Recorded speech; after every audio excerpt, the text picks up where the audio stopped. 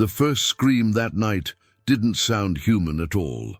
It was October 1870, and Thomas Callahan had been riding for 3 days straight across the Kansas plains, his horse half dead from exhaustion and his own bones rattling like dice in a cup. The sun had disappeared behind clouds the color of old bruises, and when he spotted the small farmhouse sitting alone in the vast emptiness, surrounded by scraggly apple trees and a barn that leaned like a drunk against the wind, he felt something cold settle in his gut. Not relief, not exactly fear either, something older than both. But his horse needed water, and he needed food, and the alternative was another night sleeping on hard ground with nothing but stars and coyotes for company. So he knocked. The woman who answered the door was younger than he expected, maybe 30, with wheat-colored hair pulled back so tight it made her eyes seem wider than they should be. She wore a plain grey dress that had been mended so many times the original fabric was hard to distinguish from the patches. Her smile didn't reach those wide eyes. "Good evening, stranger," she said, her voice soft as moth wings. "You look like you've been riding through hell itself." "Close enough, ma'am," Thomas replied, removing his hat. Dust fell from it like fine snow. "Name's Thomas Callahan. I'm heading west to my brother's claim in Colorado. I don't mean to impose, but my horse is about done in, and I could use a meal and maybe a place to sleep tonight. I can pay." The woman glanced over her shoulder into the dim interior of the house, then back at him. "We don't get many travelers anymore," she said. "Not since the railroad changed routes. But we've got room. I'm Eleanor Brenner. My husband Johann and our children will be glad for the company." She stepped aside, and Thomas entered the Brenner home for the first time. The interior was cleaner than he expected, but oddly spare. A long wooden table dominated the main room, set for dinner with mismatched plates and cups. A fire burned in the stone fireplace, throwing dancing shadows against walls that were bare, except for a single cross made of twisted wire. The air smelled of boiled potatoes and something else. Something metallic and faint that Thomas couldn't quite place. A man emerged from the back room, tall and gaunt with a beard that hung down to his chest. His eyes were the palest blue Thomas had ever seen, almost colorless in the firelight. "A guest," the man said. It wasn't a question. "I am Johann Brenner. You are welcome to our table." His accent was thick, German maybe, or somewhere farther east. He extended a hand, and when Thomas shook it, the skin felt like old leather that had been left out in too many storms. "Much obliged," Thomas said. 2 children appeared then, a boy of about 12 and a girl perhaps 16, both with their mother's light hair and their father's unsettling pale eyes. They moved silently to the table and sat without speaking, their gazes fixed on Thomas with an intensity that made his skin prickle. "This is our son, Wilhelm," Eleanor said, gesturing to the boy, "and our daughter, Kate." The girl smiled at him, and Thomas noticed her teeth were very white, very straight. Perfect, really. Too perfect for someone living this far from civilization. Dinner was potatoes and salt pork, hard bread and weak coffee. The Brenners ate in near silence, the only sounds the scraping of forks on plates and the wind howling outside like something trying to get in. Thomas tried to make conversation, asking about their farm, their crops, how long they'd lived here. "Long enough," Johann said. "Since before the war," Eleanor added, her eyes on her plate. "Must get lonely," Thomas ventured. "We have each other," Johann replied, "and God provides." The boy Wilhelm spoke for the first time, his voice higher than Thomas expected. "Do you have family waiting for you, mister?" "A brother," Thomas said, "in Colorado. He's got a silver claim. Says there's enough for both of us to make our fortune." "Fortune," Kate repeated, and something in the way she said it made Thomas's hand drift unconsciously toward the gun at his hip. After dinner, Eleanor showed him to a small room off the main house, barely larger than a closet. There was a narrow bed with a straw mattress and a single blanket, a wash basin and nothing else. The walls were unpainted wood, and in the firelight Thomas could see dark stains near the floor that might have been water damage, or might not. "Breakfast at dawn," Eleanor said. "Sleep well, Mr. Callahan." But Thomas didn't sleep well. He lay on the thin mattress, fully clothed with his boots still on, and his gun under his pillow, listening to the sounds of the house settling. Footsteps creaked above him. Voices murmured too low to make out words. And once, just before he finally drifted off near midnight, he heard what sounded like a wagon moving outside, wheels creaking across hard ground, though he'd seen no other wagon when he arrived. He dreamed of apple trees with roots that grew up instead of down, reaching for the sky like desperate fingers. Take a moment right now and tell us in the comments where you're listening to this story. Are you alone in your room, driving down an empty highway, lying in bed with the lights off? We want to know who's brave enough to hear what comes next. When Thomas woke, pale light was filtering through the single small window. His mouth tasted like copper, and his head ached in the way it sometimes did when a storm was coming. He sat up, checked his gun, and made his way to the main room. The Brenner family was already at the table, and breakfast was laid out. More potatoes, some eggs that looked like they'd come from chickens that weren't being fed properly, and bitter coffee. "Sleep well?" Johann asked. "Well enough," Thomas lied. As they ate, he studied the family more carefully in the daylight. Eleanor's hands, he noticed, were rough and calloused, but her fingernails were clean. Too clean. The kind of clean that suggested someone who washed their hands frequently and thoroughly. Wilhelm kept glancing toward the window, as if watching for something. And Kate barely ate, just moved food around her plate, while humming a tune so quietly Thomas could barely hear it. "I'll be heading out after breakfast," Thomas said, "but I want to thank you folks for the hospitality.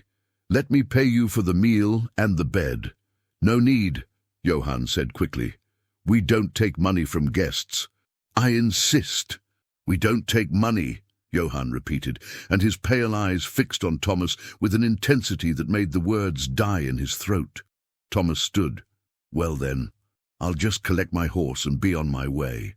"Stay another day," Eleanor said suddenly. Her voice had an edge of desperation. "The weather's turning. You can see the clouds gathering. You don't want to be caught in a Kansas storm out on the open prairie." Thomas looked out the window. She was right. The sky had turned the color of old iron, and the wind had picked up, making the apple trees bend and sway. "I've ridden through worse," he said. "Stay," Kate said. And when Thomas looked at her, she was smiling that perfect smile again. "Please, we so rarely have company. Just one more night. By morning the storm will have passed." Every instinct Thomas had was screaming at him to get on his horse and ride, storm or no storm. But something in the girl's eyes held him, and before he quite knew what he was doing, he heard himself say, "One more night, but I leave at first light, weather be damned." Johann nodded slowly. Of course, first light. The storm that rolled in that afternoon was biblical. Rain fell in sheets so thick Thomas couldn't see the barn from the house. Thunder cracked like artillery fire, and lightning turned the world white and purple by turns. The Brenners moved about their routines, as if nothing unusual was happening, but Thomas noticed they'd locked all the doors and shuttered all the windows. "Gets bad out here sometimes," Eleanor explained. "The wind can tear off a roof if you're not careful." As darkness fell and the storm raged on, the family gathered around the fireplace. Johann pulled out a Bible so worn the leather cover was falling apart and began to read in German. Thomas didn't understand the words, but there was something hypnotic about the rhythm, the rise and fall of the man's voice mixing with the thunder outside. Wilhelm fell asleep in his chair, but Kate stayed awake, her eyes reflecting the firelight in a way that made them seem to glow. "Mr. Callahan," she said during a pause in her father's reading, "have you ever done something you can't take back, something that changed you forever?" Thomas thought about the war, about things he'd seen and done that still visited him in dreams. "We've all got regrets, miss." "Not regrets," she said. "I mean something bigger. Something that makes you wonder if you're even the same person anymore. Kate, Eleanor said sharply, that's enough. But the girl kept her eyes on Thomas. Because once you cross certain lines, there's no going back. You can't unknow things. You can't undo things. You just have to keep going forward into the dark. I said enough, Eleanor repeated, and this time Kate fell silent, but she kept smiling that perfect smile. The storm lasted all night. Thomas lay in his small room, listening to the rain hammer the roof and the wind try to tear the house apart. He thought about leaving anyway, storm or no storm, just saddling his horse and riding blind into the darkness. But that was how men died out here, lost in the emptiness with nothing but their bones to mark where they'd fallen. So he waited for morning. But morning, when it finally came, brought something worse than the storm. Thomas woke to silence. The storm had passed, leaving behind that peculiar stillness that settles over the prairie after violence. No birds sang. The wind had died completely. Even the house itself seemed to be holding its breath. He rose, strapped on his gun belt, and opened the door to his room. The main room was empty. The fire had burned down to embers, and the breakfast table was bare. No sign of the Brenner family. Thomas checked the other rooms, finding them similarly abandoned. Beds made with military precision, not a personal item in sight. It was as if the family had simply evaporated with the storm. Then he heard it, a voice, faint and far away, coming from outside. Thomas stepped out onto the porch. The morning sun was already burning off the last of the clouds, and steam rose from the muddy ground in ghostly wisps. He could see the barn now, its door hanging open and swaying slightly in the breeze that was just beginning to pick up. The voice came again, clearer this time, singing, a woman's voice, high and sweet, singing something in German. He followed the sound around the side of the house, past the well with its weathered wooden cover, toward the orchard of scraggly apple trees that grew on a slight rise behind the property. The ground was soft from the rain, and his boots sank into mud with each step. That's when he saw her, Kate Brenner, standing among the apple trees with a shovel in her hands, her dress muddy up to the knees. She was digging, tossing soil aside in rhythmic movements, and singing all the while. "Miss Brenner," Thomas called out. She stopped digging and turned to look at him. Her face was streaked with dirt, and her perfect smile was gone, replaced by something harder, older. "Mr. Callahan," she said, "you're still here. I was looking for your family. They're around." She went back to digging. They're always around. Thomas walked closer, and that's when he noticed the other holes. All throughout the orchard, the ground was pockmarked with them. Some were old, filled in and overgrown with weeds. Others were newer, the dirt still loose and dark. And some were fresh, possibly even from this morning. "What are you digging for?" he asked, though he wasn't sure he wanted to know the answer. Kate stopped and leaned on her shovel. "You know what they say about apple trees, Mr. Callahan? They grow best when you feed the roots. My father taught me that. He learned it from his father back in the old country." "No? Feed them with what?" She smiled then, but it wasn't her perfect smile. This one showed too many teeth. "With whatever you can spare." Thomas's hand drifted to his gun. "Where's your family, Kate?" "I told you, they're around." She gestured vaguely toward the house. "Probably in the cellar. Father likes to check on the preserves after a storm. Make sure nothing's spoiled." "There's a cellar?" "Under the kitchen, trapdoor beneath the rug." She tilted her head, studying him. "You're afraid of us." "Should I be?" "Probably." She shrugged. "But then again, you're still here. If you were smart, you'd have left last night, storm or no storm. So maybe the question isn't whether you should be afraid. Maybe the question is why you stayed." Before Thomas could respond, Wilhelm emerged from the barn, dragging something heavy wrapped in canvas. The boy was stronger than he looked, but he was struggling with the weight. When he saw Thomas, he froze. "Kate," he said, his voice tight, "we've got a problem." Kate sighed and tossed her shovel aside. "Go help him, Mr. Callahan. A strong man like you shouldn't make a boy do heavy work alone." Every instinct Thomas had was screaming at him to run, to get on his horse and ride, until Kansas was nothing but a bad memory. But something darker, something curious and terrible, made him walk toward Wilhelm instead. As he got closer, he could see that the canvas was old and stained. It was tied with rope at one end, and something was leaking from it, leaving a dark trail in the mud. "What is that?" Thomas asked. Wilhelm's pale eyes were wide with something that might have been fear or might have been excitement. "Father said to take it to the orchard, but it's too heavy. I can't manage alone." "What is it?" Thomas repeated. "Don't ask questions you don't want answered," Kate called from behind him. Thomas reached for the canvas, meaning to unwrap it, but Wilhelm grabbed his wrist with surprising strength. "Don't," the boy said. "Please, just help me carry it. That's all. Just help me carry it to the trees." Before we continue, understand this.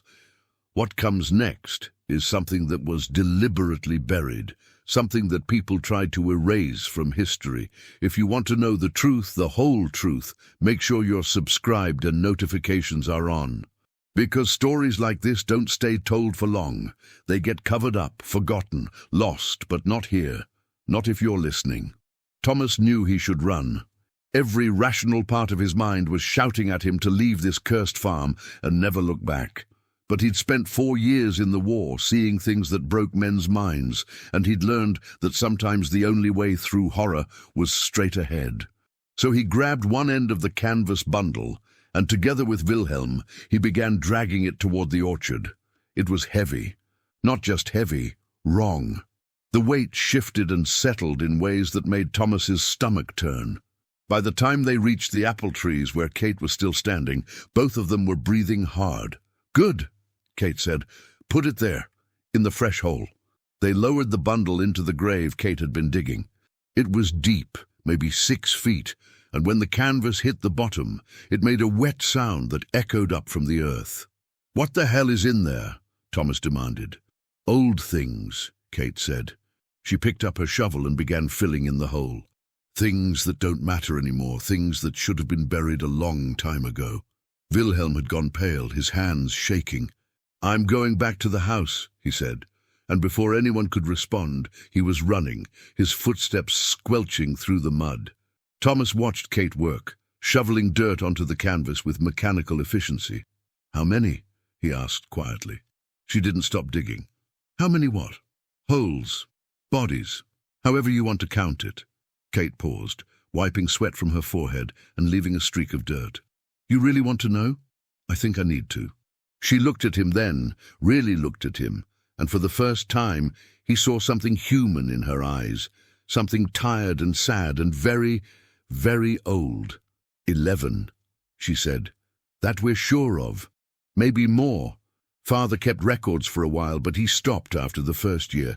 Said God would keep the count, and that was enough." Thomas felt his hand tighten on his gun. "You're telling me there are 11 dead men buried in this orchard?" "Not all men," Kate said. "A few women, travelers mostly. People heading west who stopped here for a meal and a place to sleep. People nobody would miss or come looking for." She went back to shoveling. "That's the thing about the prairie, Mr. Callahan. It's so big and people are so small. Someone can just vanish out here and it's like they never existed at all." "Why?" Thomas's voice was barely a whisper. "Why are you telling me this?" "Because you asked." She paused. "And because you seem like the kind of man who can handle the truth. You've seen death before, I can tell. You got that look, that weight in your eyes. The war was different. That was soldiers killing soldiers. This is murder." Kate finished for him. "Yes, that's exactly what it is. Cold-blooded murder for profit. We rob them, kill them, and bury them in the orchard. The Brenner family business, started by my grandfather in Prussia, perfected by my father in Kansas." Thomas drew his gun. "I'm leaving. Right now.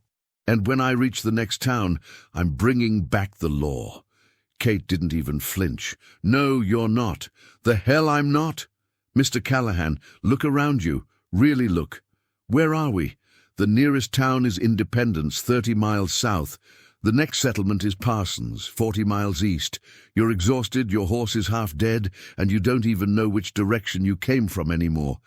The storm turned you around. By the time you reach anywhere with law, it'll be days. And by then, we'll be gone. Just like we were gone when the last group of men came looking for missing travelers 2 years ago. Then I'll kill you right here, Thomas said, cocking the hammer on his revolver. You could try, Kate said calmly. But you'd have to kill all of us. Mother, father, Wilhelm, and me. Could you do that? Could you shoot a woman and a child in cold blood? Because that's what it would take. And even if you could, even if you managed it, how would you prove what we've done? You'd be the stranger standing over 4 bodies with a story about buried travelers and apple tree fertilizer. They'd hang you before sunset.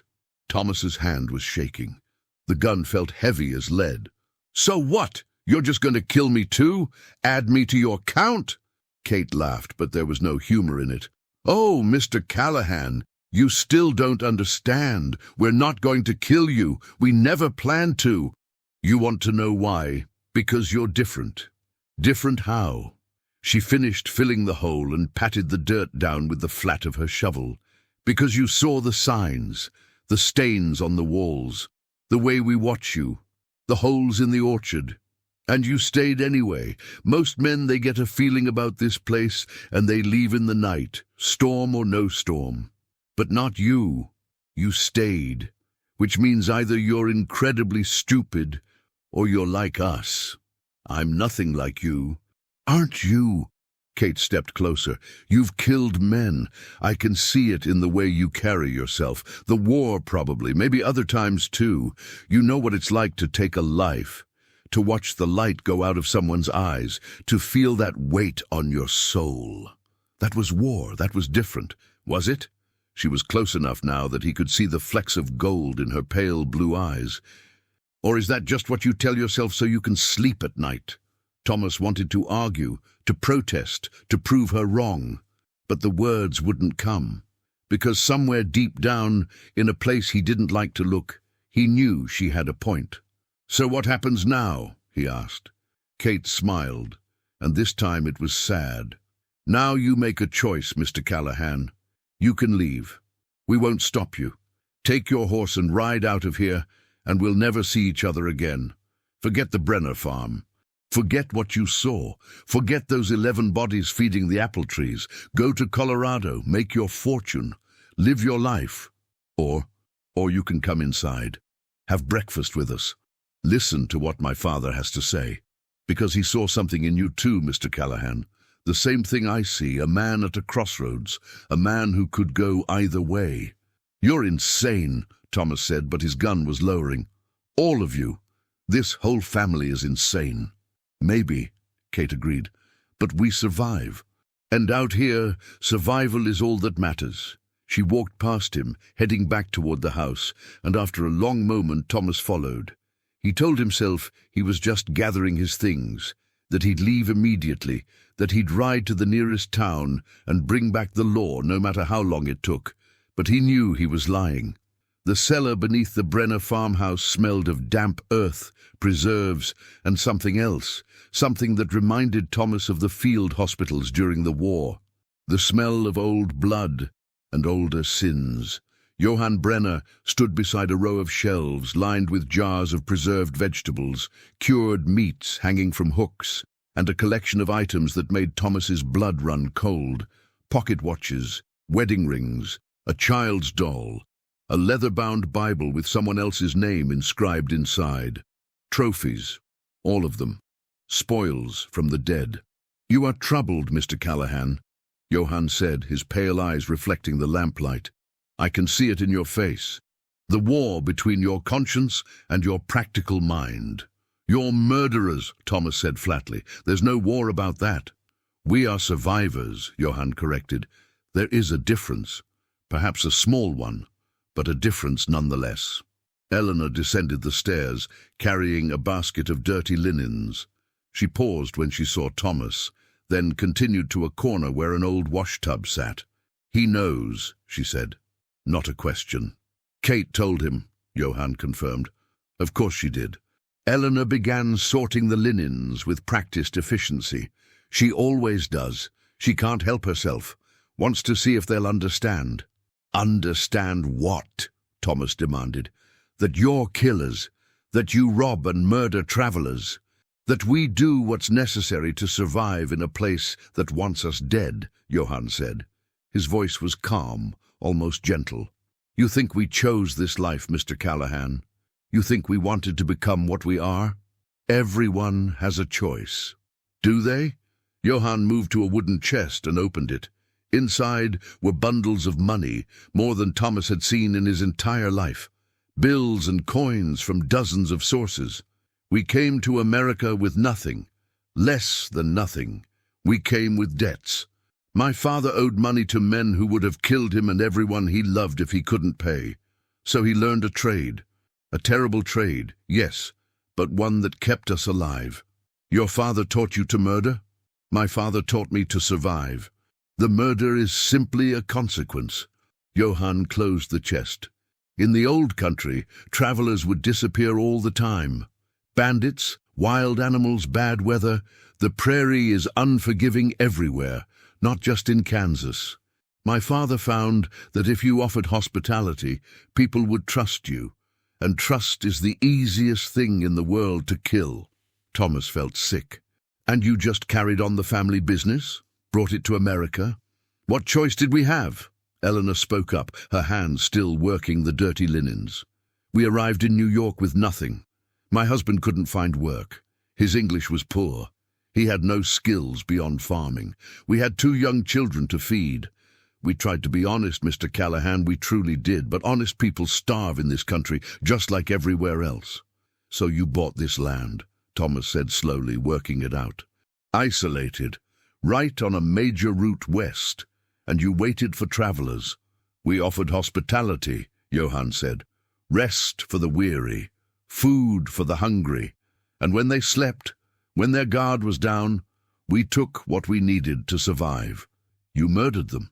We removed obstacles to our survival, Johann corrected. Again, the difference may seem small to you, but it is everything to us. Wilhelm appeared at the top of the cellar stairs. Father, there's riders coming. 3 of them, maybe 4. Coming from the east. Johann's expression didn't change, but Thomas saw his hand tighten on the lamp. How far? Mile out, maybe less. Get your sister. Both of you know what to do. Wilhelm vanished, and Johann turned to Thomas.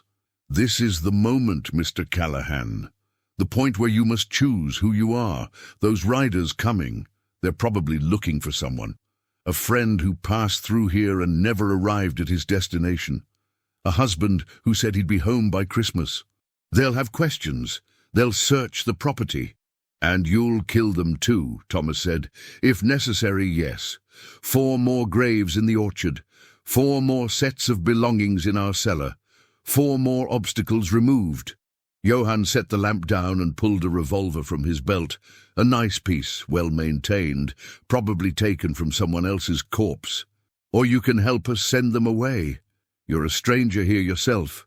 Tell them you've been here 3 days, seen nothing unusual. A simple farming family, they'll believe you. A man like you, a veteran, carries authority. They'll trust you. And if I don't, if I tell them the truth, then we all die, Eleanor said simply.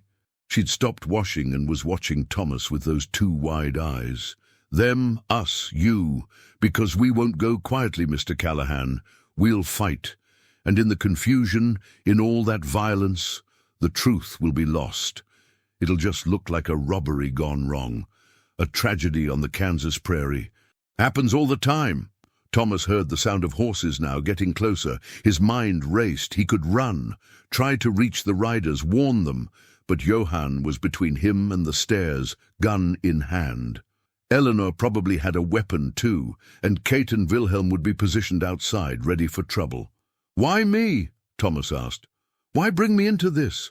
Why not just kill me in my sleep like all the others? Johann smiled, and for the first time it looked genuine.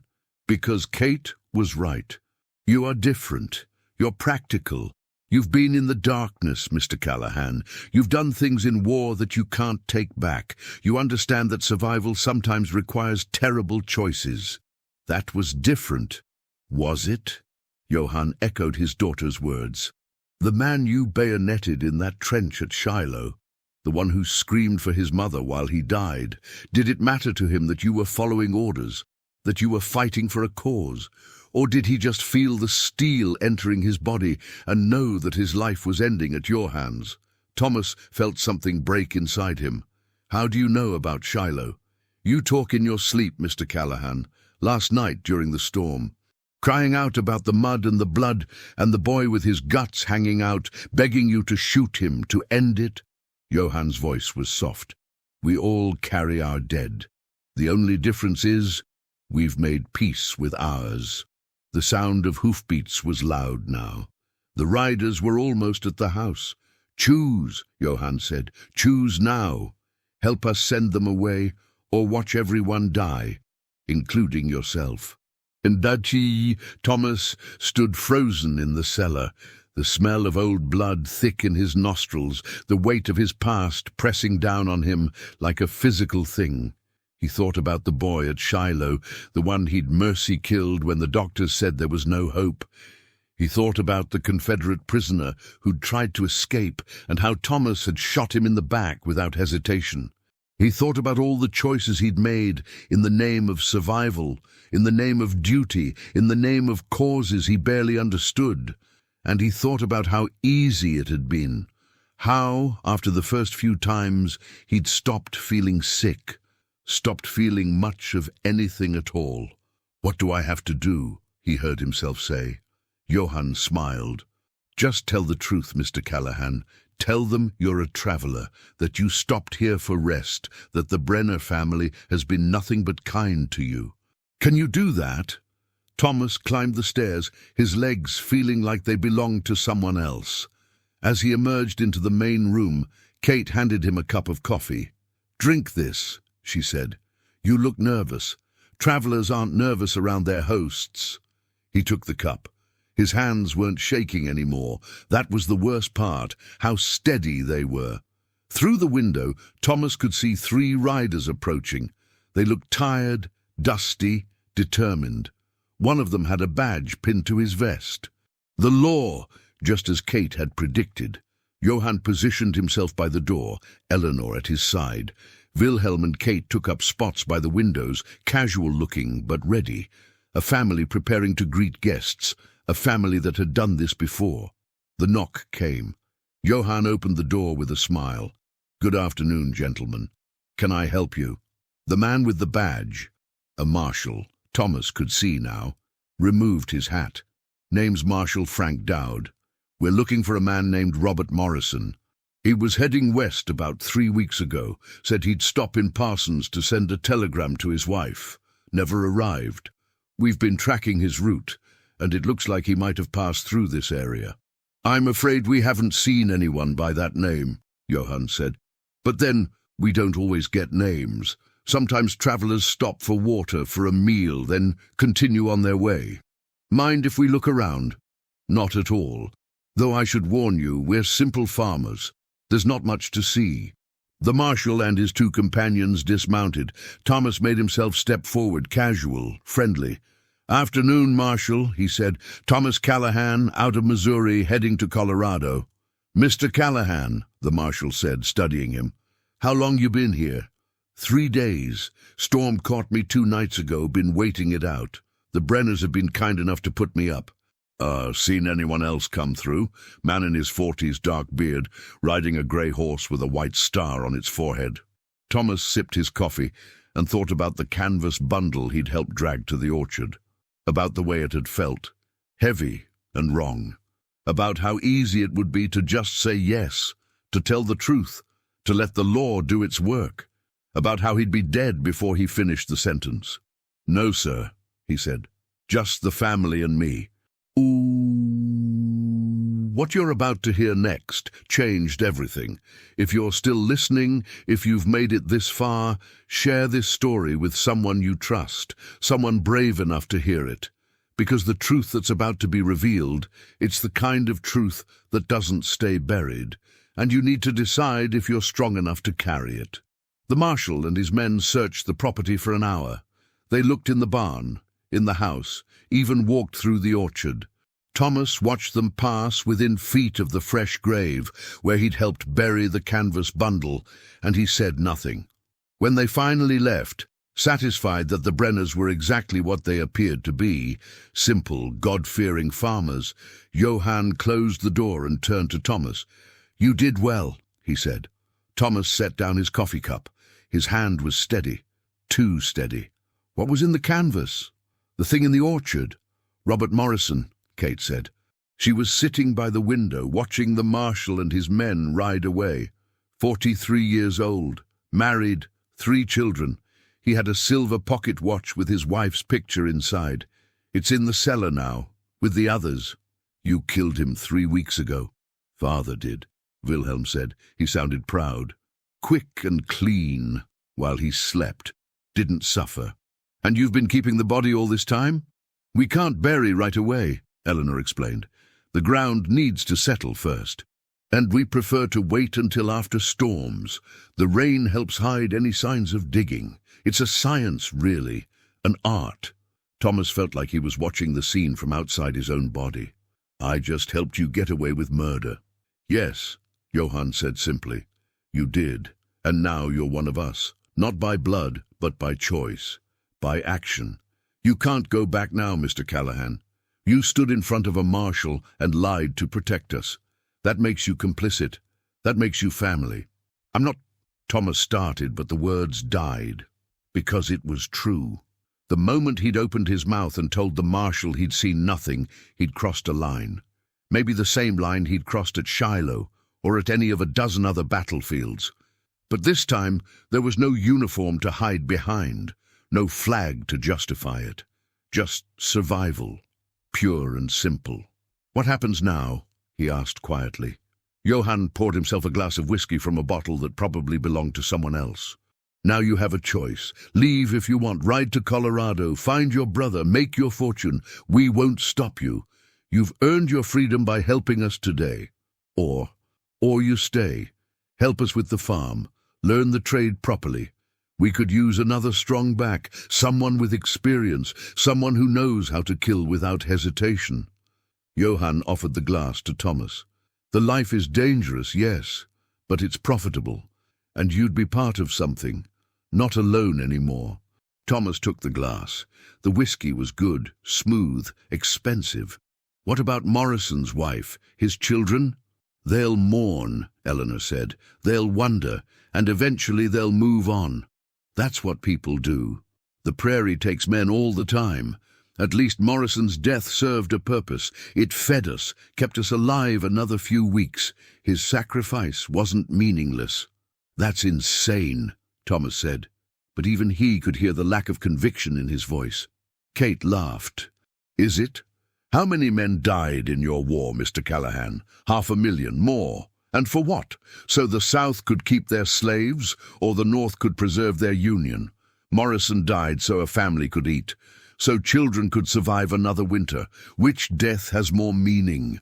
Thomas wanted to argue, wanted to tell them they were wrong, that there was a difference between war and murder, between fighting for a cause and killing for profit. But the words wouldn't come. Because when he really thought about it, when he stripped away all the flags and uniforms and grand speeches, what was the difference? Dead was dead. And he'd made men dead for far less clear reasons than simple survival. He drained the whiskey in one swallow. "How long has this been going on?" "Really? My grandfather started in Prussia in 1820, Johann said. 40 years of successful operation before he died and passed the trade to my father. My father continued for another 20 years before bringing it to America. I've been doing this for 12 years now. The children are learning. It's a legacy, Mr. Callahan. Generational knowledge. The art of survival in a world that wants us dead." 50 years, Thomas said slowly. "How many people?" "We don't keep count anymore," Eleanor said. "It's bad luck. And it doesn't matter. What matters is that we're still here, still alive, still functioning." Wilhelm spoke up, his young voice eager. "Father says in 10 more years we'll have enough saved to move to a city, buy a legitimate business, become respectable." "And the murders?" Thomas asked. "Just stop?" Why not? Johann shrugged. Once we have enough money, we won't need to do this anymore. We'll be able to survive on honest work. That's always been the goal. This is just temporary. A means to an end. Temporary, Thomas repeated. 12 years is temporary. In the scope of a lifetime, yes. Johann refilled his glass. You're young still, Mr. Callahan. 32, 33. You have time to build a fortune out here, then leave it all behind. Start fresh somewhere else. No one knows you in Colorado. No one knows what you've done. You could be anyone. The sun was setting outside, turning the Kansas sky the color of blood and gold. Thomas watched it through the window and thought about all the roads that had led him here. The war, the years drifting afterward, unable to settle, unable to find peace. The brother in Colorado, who probably didn't even remember him anymore. And he thought about how easy it would be to just accept it, to stop fighting, to let the darkness that had been growing inside him since Shiloh finally take over completely. I need time to think, he said. Of course, Johann said. Take all the time you need, but remember, Mr. Callahan, you're already complicit. Whether you stay or go, you're one of us now. The only question is whether you'll embrace it or spend the rest of your life running from it. That night, Thomas didn't sleep at all. He lay in the small room, staring at the ceiling, listening to the house settle and creak. He thought about Morrison, about the 11 others in the orchard, about all the people who'd stopped at this farm seeking hospitality and found only death. And he thought about the marshal, about how easy the lie had come, about how his hand hadn't shaken even once. Just before dawn, he made his decision. He got up, gathered his few possessions, and walked out to the barn to saddle his horse. The animal nickered softly in recognition, glad to see him. Kate was waiting by the barn door. I knew you'd try to leave, she said. She wasn't armed, just standing there in her nightgown with her hair down, looking younger and more vulnerable than he'd seen her before.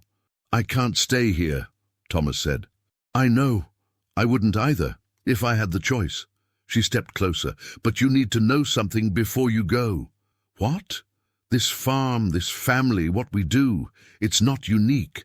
There are others like us scattered all across the frontier. Innkeepers in Missouri, traders in Nebraska, ferry operators in Iowa, all of them doing the same thing, taking from travelers, removing obstacles, surviving any way they can. That doesn't make it right. No, Kate agreed, but it means you can't escape it. Even if you ride away from here, you'll run into it somewhere else. The darkness is everywhere, Mr. Callahan. The question isn't whether you can avoid it. The question is whether you can live with it. Thomas led his horse out of the barn.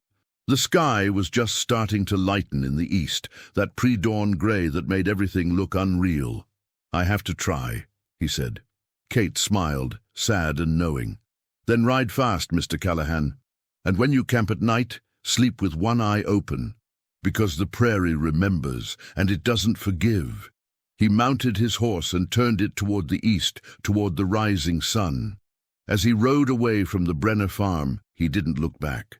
If he had, he would have seen the whole family standing on the porch, watching him go. And he would have seen Kate raise her hand in a farewell wave. Or was it a warning? Thomas rode hard for 2 days straight, pushing his horse to the edge of exhaustion, stopping only when absolutely necessary.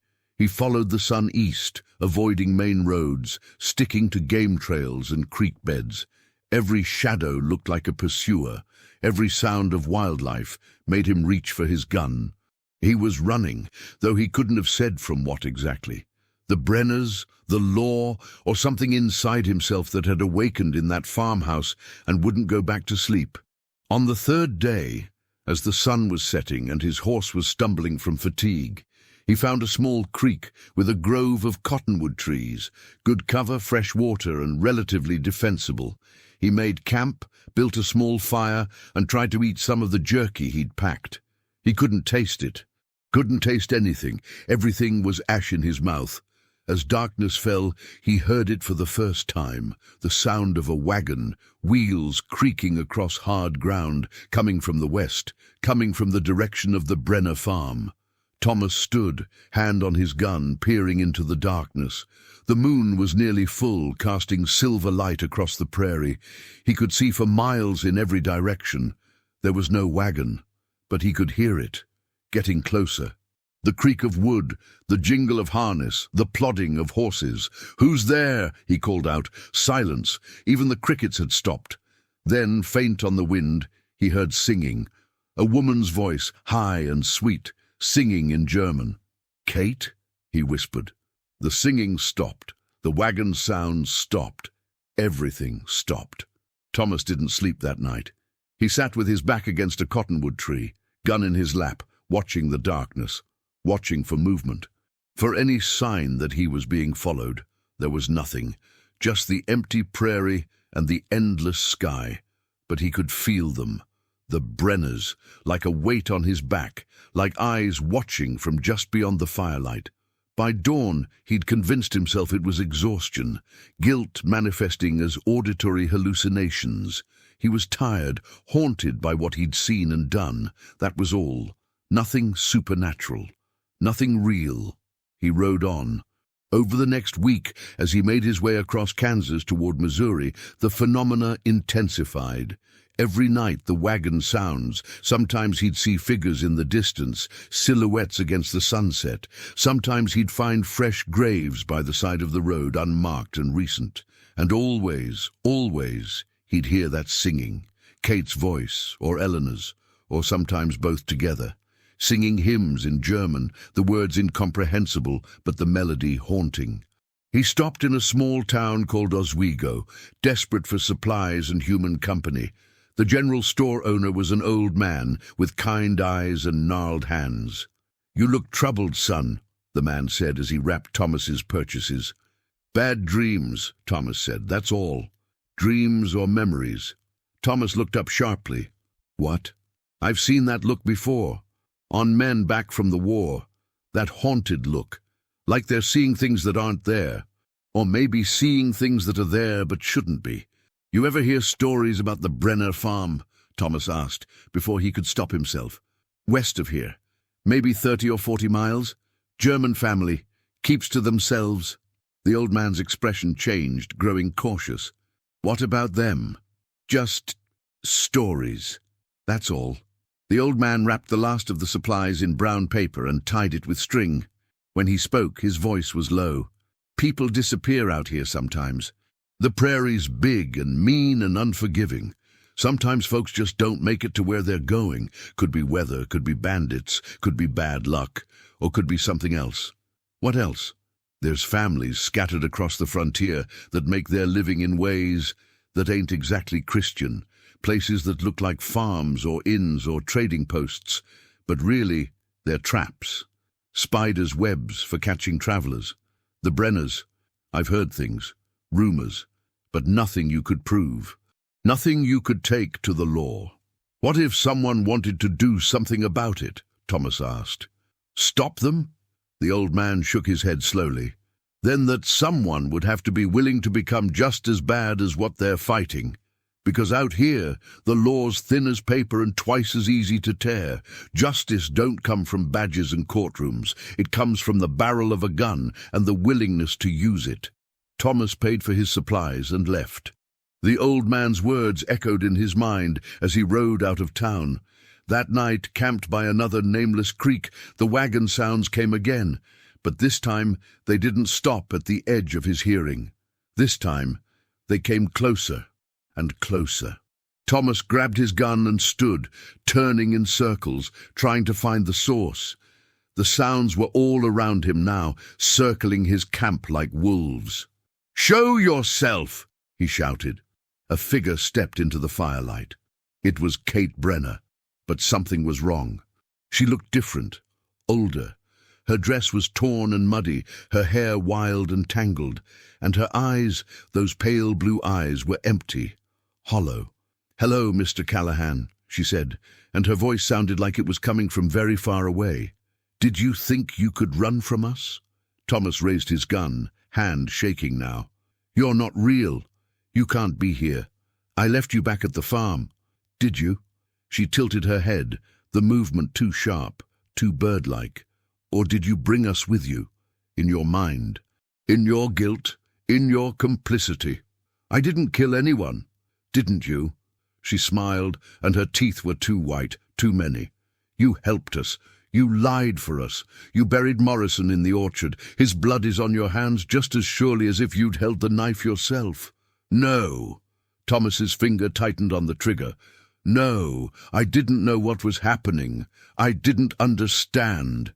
But you did, Mr. Callahan. You understood perfectly. You just chose to believe the lie because it was easier than facing the truth, easier than admitting what you are." "What am I?" Kate's smile widened. "You're us. You always were. The war just showed you the truth about yourself, and the farm confirmed it. You're a killer, Thomas, a survivor, someone who'll do whatever it takes to live another day. And that's okay. That's natural. That's human." Thomas fired. The gunshot was deafening in the quiet night. The bullet passed through Kate's chest, right where her heart should be. She looked down at the wound, then back up at him. "See, not real. Just a ghost.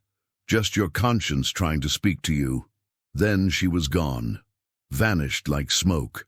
Thomas stood there, gun still raised, breathing hard. His hands were shaking so badly he almost dropped the weapon. Just exhaustion, he told himself. Lack of sleep. The guilt eating at him. None of it was real. But when he looked down, he saw footprints in the mud by his fire. Small footprints, a woman's shoes. Kate had been there. Really there. Or had she? Thomas broke camp immediately, riding through the night despite his horse's exhaustion. He needed to get away from this place, from these prairies, from Kansas itself. Missouri was close. Civilization was close. Safety was close. But the phenomena followed him. The wagon sounds, the singing, glimpses of figures in the darkness. And always Kate, appearing at the edge of his vision, never quite there, but never quite gone either. By the time he reached a small Missouri town called Joplin, Thomas looked like a madman. Unshaven, unwashed, hollow-eyed and jumpy. The locals gave him a wide berth as he sold his horse and used the money to buy a train ticket east. He had to get away, had to escape. Colorado was a pipe dream now. His brother, his fortune, his future, all of it meaningless compared to the simple need to run. But even on the train, surrounded by other passengers and the noise and smoke of civilization, he could feel them, the Brenners, watching him, following him, waiting. One night, as the train rattled through the darkness of Indiana, Thomas stood on the platform between cars, looking out at the passing landscape. The door opened behind him, and Kate stepped out. She looked normal now, clean, proper, her perfect smile in place. "You can't run from us, Thomas," she said. "We're in your head now. Part of you. You'll carry us wherever you go." "Leave me alone," Thomas whispered. "We will, eventually, when you're ready to face the truth." "What truth? That you're not sorry you helped us. You're just sorry you got caught. Sorry you have to face what that says about you." She came closer, and he could smell apple blossoms, incongruous here in the industrial smoke and coal dust. "You know what you need to do, Thomas. You've always known." "What?" "Go back. Finish what you started. Make a choice instead of running from one. I chose to leave. That was my choice." "No, you chose to flee, to hide, but you can't hide from yourself.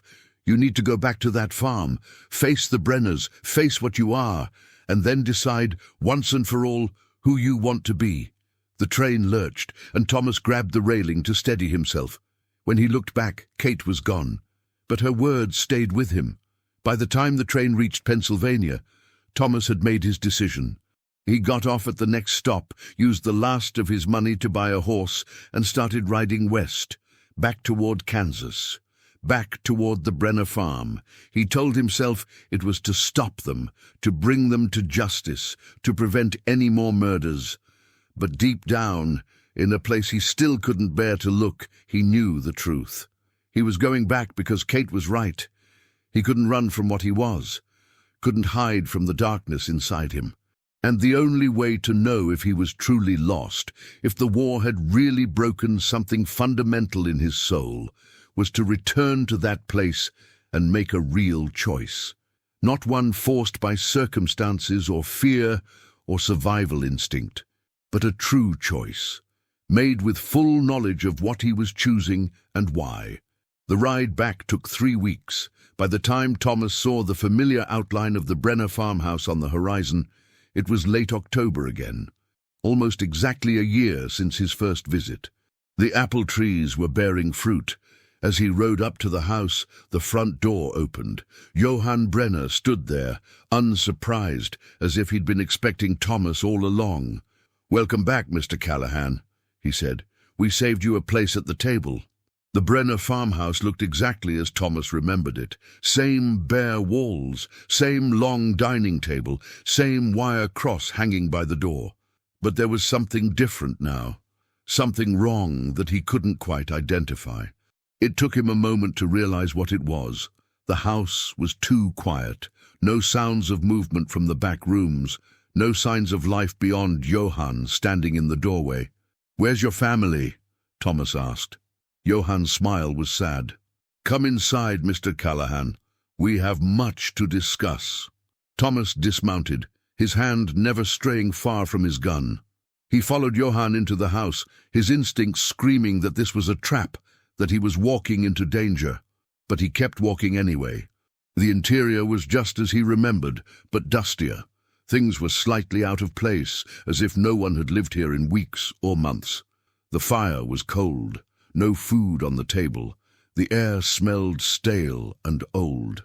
"Sit," Johann said, gesturing to the table. Thomas sat, but he kept his gun hand-free. "What's going on, Johann? Where's Eleanor? Kate? Wilhelm?" Johann moved to the window, looking out at the orchard. The setting sun cast long shadows across the apple trees. "They're not here, Thomas. They haven't been here for a long time. What are you talking about? I just saw Kate on the train. She's been following me for weeks." "Has she?" Johann turned back to face him, and Thomas saw something in the old man's pale eyes, something that looked like pity. "Or has your guilt been following you, taking the shape of your fears?" "She was real. I saw her. I talked to her." "You saw something," Johann agreed.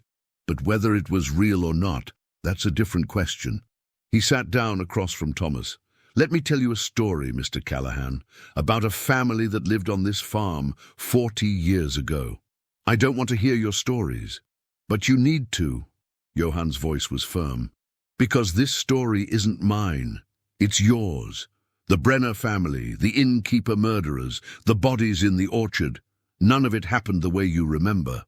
Thomas felt cold. "What?" "There was a storm that night you arrived. A bad one. Your horse threw you in the darkness and you hit your head. When you woke up, you were confused, disoriented. You stumbled through the rain until you found this farmhouse, but it was already abandoned, had been for decades." "No, that's not—" "I remember. I ate dinner with you, with Eleanor, the children. You ate from the preserves you found in the cellar. Food that had been sealed in jars so long ago it should have killed you, but somehow didn't. And you talked to yourself, to the ghosts of people who died before you were born." "Lies." Thomas stood up, hand going to his gun. "I know what I saw, what I experienced. Do you?" Johann stood as well. "Then explain this, Thomas. If the Brenners were murdering travelers for profit, why did they let you live? Why did they tell you their secrets? Why did they practically beg you to stay?" "Because I was different. Kate Brenner died in 1835, Johann said quietly. "She was 16 years old, murdered by her own father when she tried to run away. Her body is in the orchard, along with her mother's, her brothers, and 11 travelers who had the misfortune to stop here seeking hospitality. The real Johann Brenner killed them all, then hung himself in the barn when the law came asking questions." Thomas's gun was in his hand now, though he didn't remember drawing it. "You're lying," You're trying to confuse me. I'm trying to help you see the truth, Thomas. The real truth, not the story you've been telling yourself. The old man moved toward the cellar door. Come with me, I'll show you. Despite every instinct telling him not to, Thomas followed. The cellar was different now. The shelves were bare, rotted through. The trophies, the money, the preserved goods, all gone. Just empty space and old cobwebs. And in the corner, partially covered by dirt and debris, was a body. A man's body. Dressed in clothes from the 1840s, preserved by the cold, dry air of the cellar. A rope still hanging around his neck. Johann Brenner, the old man said. The real one. Dead for 30 years. Thomas stared at the corpse, his mind refusing to accept what he was seeing. Then who are you? That's the question, isn't it? The old man smiled. Who am I? Who were Kate and Eleanor and Wilhelm? Were we ghosts, hallucinations, manifestations of your guilt and fear, or were we something else entirely? I don't understand. You came to this farm looking for rest, Thomas. But what you really found was a mirror, a way to examine the darkness inside yourself. The war broke something in you, made you question who you were and what you were capable of. And this place, this cursed ground where terrible things happened, it gave you a way to explore that darkness without having to face it directly. Thomas felt like the ground was tilting beneath him. So none of it was real? The murders, the buried bodies, helping you lie to the marshal, none of it happened? Oh, the murders were real, the old man said. Very real. The bodies in the orchard are still there if you want to dig them up. But they died 30 years ago, Thomas. Long before you arrived, the marshal you lied to, the conversation you had, the choice you thought you were making, that was all in your head.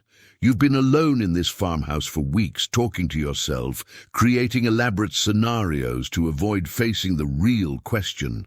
What question? Whether you're capable of murder. Whether the war turned you into the kind of man who could kill an innocent person for profit, for survival, for any reason at all. You needed to know if the darkness inside you was real or just something you feared. So you created us, the Brenners, a family of killers who would test you, push you, force you to choose. Thomas sank to the ground, his legs giving out. I'm insane. That's what you're saying. I've lost my mind. Or maybe you're the sanest you've ever been, the old man said gently. Maybe you needed this confrontation with your own potential for evil. Because now you know, Thomas. Now you know the truth about yourself. What truth? Thomas's voice was barely a whisper. That you're not a killer, not really. When it came down to it, when you had the choice to help us or expose us, you didn't run to the law. But you also didn't stay. You didn't embrace the darkness. You chose a middle path, uncertainty, guilt, flight. That's not the choice of a killer, Thomas. That's the choice of a man trying desperately to stay human in a world that wants to turn him into a monster. Thomas looked up at the old man, tears streaming down his face. Then who are you? Really? The old man's form began to flicker, like a candle flame in the wind. I'm the part of you that needed to understand, the part that needed to forgive yourself for the things you did in the war, the part that needed to know you're not Johann Brenner, not a killer, not beyond redemption.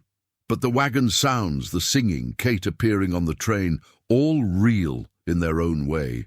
This place holds memories, Thomas.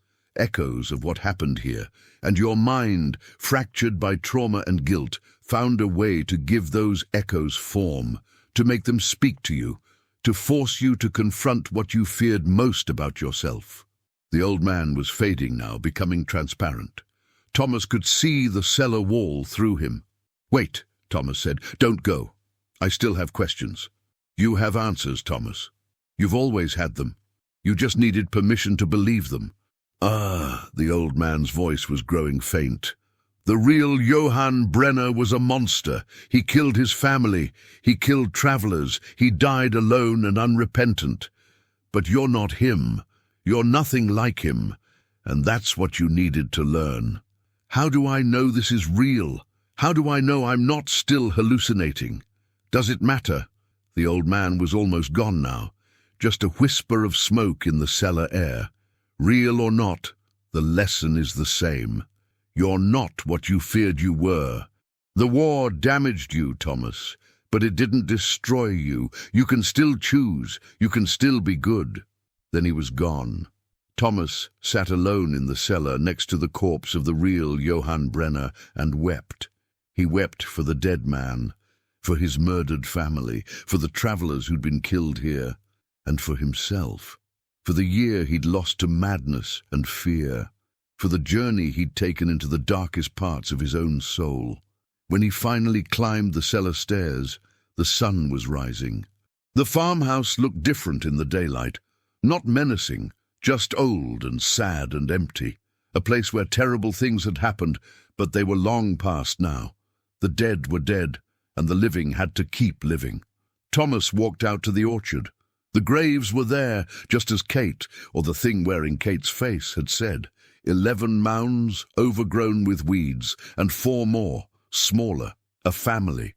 He spent the next 3 days digging up the bodies and burying them properly. Real burials, with words spoken over each grave.